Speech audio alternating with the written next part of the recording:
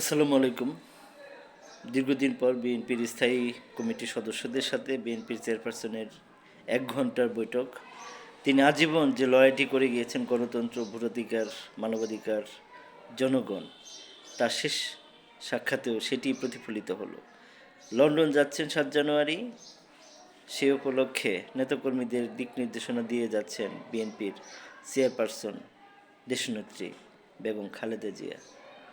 তিনি বরাবরই শান্তিপ্রিয় এবং গণতন্ত্রমনা একজন নেত্রী।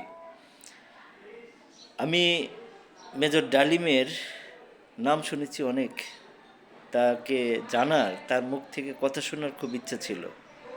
ইলিয়াস ভাই, সাংবাদিক ইলিয়াস ভাই সেই ইচ্ছাটা পূরণ করে দিয়েছেন।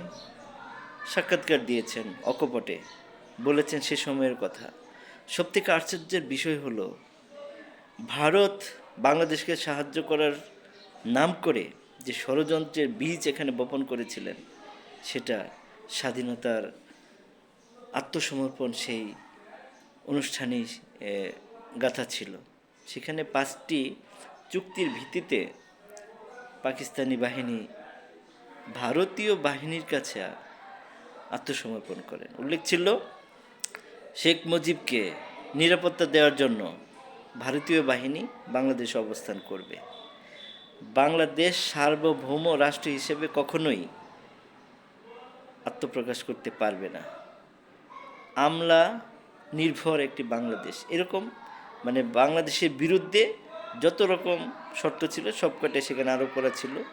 এটাই ভারতের মাধ্যমে পাকিস্তানের সাথে সই করা হয়। এটা কি বাংলাদেশের বিরুদ্ধে ছিল না? এবং শেখ মুজিব দেশে ফিরে তিনি প্রধানমন্ত্রী হলেন, তারপর তিনি বাকশাল করলেন, নিজেকে আজীবনের জন্য রাষ্ট্রপতি ঘোষণা করলেন। এগুলো কি দেশের স্বাধীনতার বিরুদ্ধে না? এই সব কিছু ছিল ভারতের প্রেসক্রিপশন, যেটা ফ্যাসিস্ট হাসিনা তার জীবদ্দশা শেষ সময় পর্যন্ত লড়াই করে গেছে। এই ভারত বাংলাদেশের আসলে বন্ধু হতে পারে না, কারণ স্বাধীনতার সময় থেকেই তারা ষড়যন্ত্রের বীজ বপন করে দিয়ে গেছে, সেটাই চলছে। কিন্তু বর্তমান প্রজন্ম এটাকে রুখে দিয়ে স্বনির্ভর, আত্মনির্ভর, সার্বভৌম রাষ্ট্র হিসেবে বাংলাদেশকে প্রতিষ্ঠা করবেই, এই প্রত্যাশা এখনকার প্রজন্ম, আমরা এবং পরের প্রজন্ম সেই স্বপ্নই দেখবে। জোর করে কোনো কিছু চাপিয়ে দিলে এই প্রজন্ম মেনে নেবে না, মেনে নিতে পারে না। ধন্যবাদ সবাইকে।